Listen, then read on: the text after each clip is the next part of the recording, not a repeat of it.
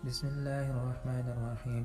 اللهم صل على سيدنا سيد القاهرين على أعداء رب العالمين الساخرين من الجن والإنس والشيطان إنك ميت وإنهم ميتون. اللهم صل على سيدنا ومولانا محمد النبي الأمي المبعوث إلى الإنس والجن والأسود والأحمر والأصغر والأكبر صاحب الكوثر بارك وسلم. يا رب صل وسلم دائما أبدا على حبيبك خير الخلق كلهم. هو الحبيب الذي ترجى شفاعته لكل حول من الأهوال مقتحم. أعوذ بالله من الشيطان الرجيم من همزه ونفخه ونفثه. بسم الله الرحمن الرحيم.